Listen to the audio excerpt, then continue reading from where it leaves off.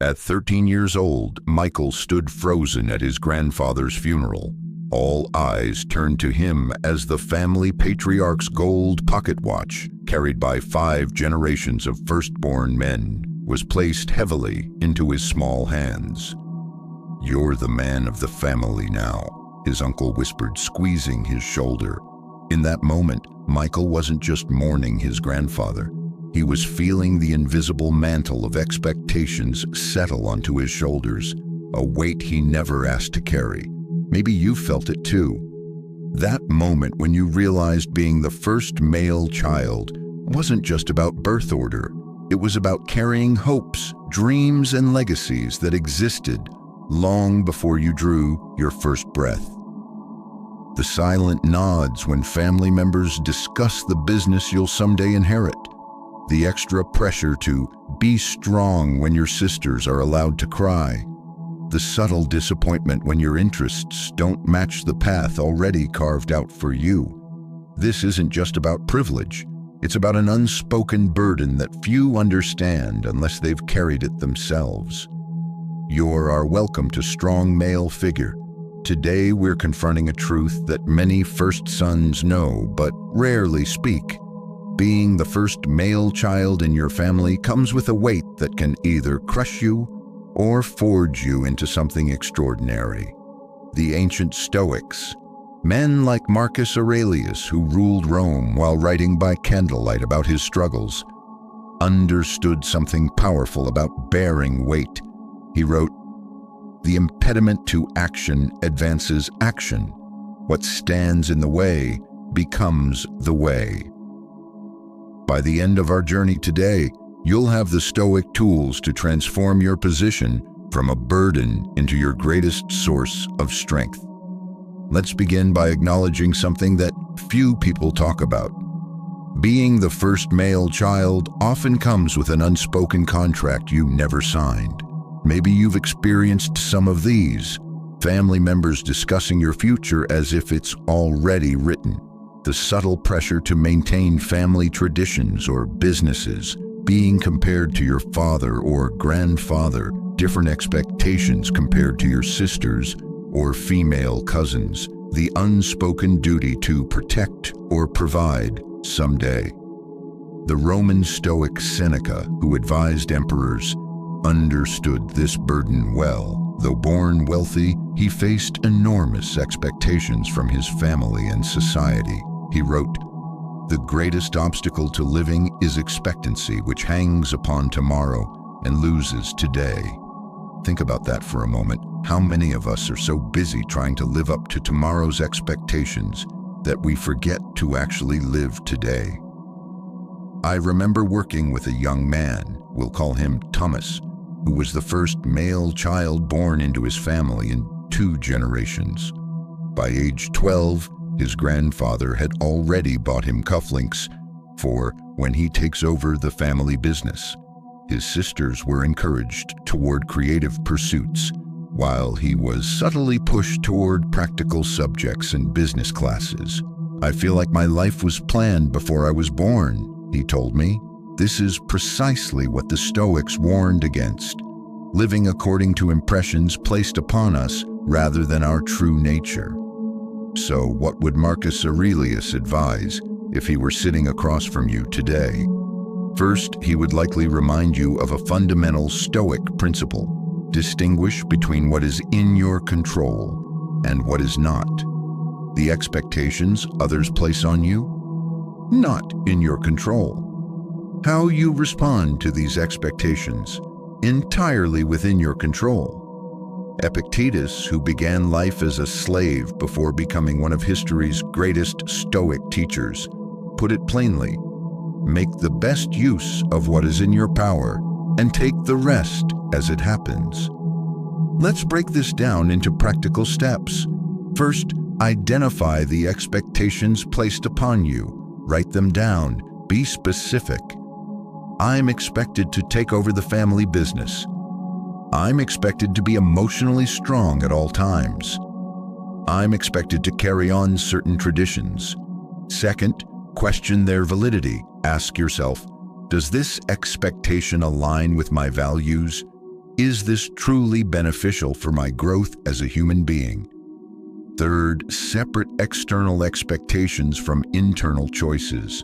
The Stoics taught that virtue, wisdom, courage, justice, and temperance are the only true goods. External things, including others' opinions, are preferred indifference.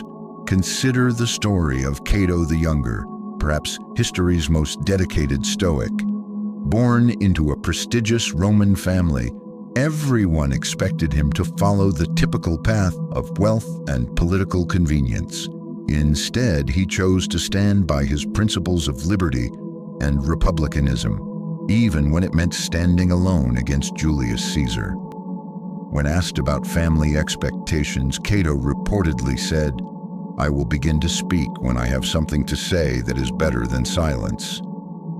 What wisdom? Sometimes the most courageous response to family expectations is thoughtful silence while you determine your own path. Now, being Stoic doesn't mean coldly rejecting your family or their hopes. The Stoics believed deeply in our duty to our families and communities, but they understood something crucial. True duty comes from wisdom, not obligation. Heracles, a Stoic philosopher, described our social connections as a series of concentric circles. Family forms one of the innermost circles, important but not the entirety of who we are. So how do you honor your position as the first male child while still forging your authentic path? First, practice gratitude for your heritage. Marcus Aurelius began his meditations by thanking those who shaped him, including his family. Start by acknowledging what valuable lessons and traits your family has given you. Second, communicate with courage and kindness.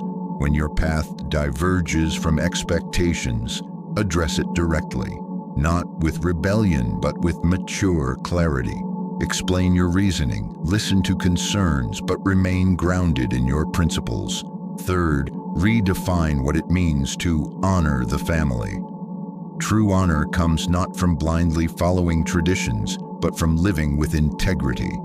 As Seneca wrote, "Virtue is nothing else than right reason." Remember, you can respect your roots while growing in your own direction.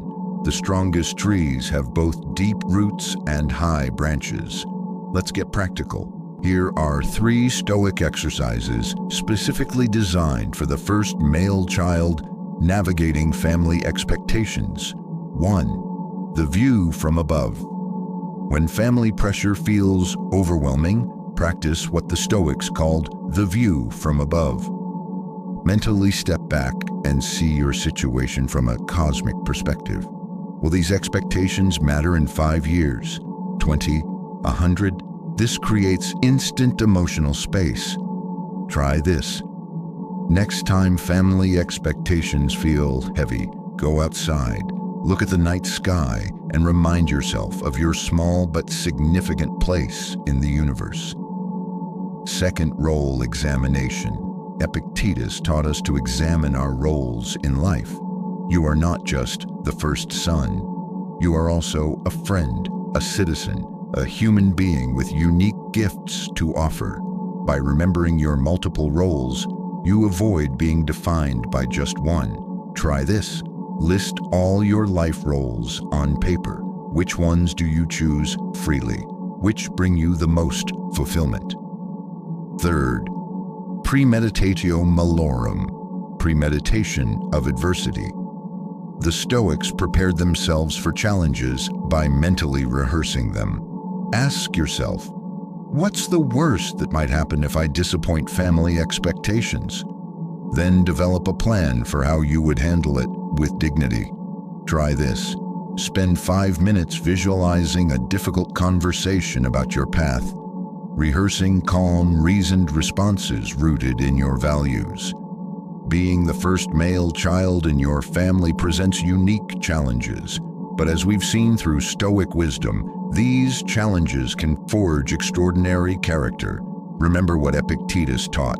It's not what happens to you, but how you respond to it that matters. Your position gives you a unique opportunity to bridge generations, honoring what deserves to be preserved while courageously reforming what needs to change.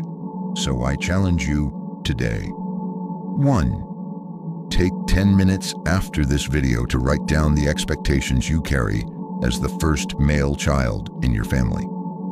2. Next to each one, write whether it aligns with your values and virtues. 3. For those that don't align, begin drafting how you might respectfully chart your own course. 4. Share your insights in the comments below. Your experience might be exactly what another viewer needs to hear. If this approach to Stoic manhood resonates with you, make sure to subscribe to Strong Male Figure for weekly wisdom on navigating life's challenges with Stoic strength and wisdom. Remember, you weren't born to live someone else's life. As Marcus Aurelius wrote, the soul becomes dyed with the color of its thoughts. Choose thoughts and therefore a life that truly represents the man you aim to become. Until next time, stay strong, stay wise, and remember that true strength comes not from beating others' expectations, but from living according to nature and virtue.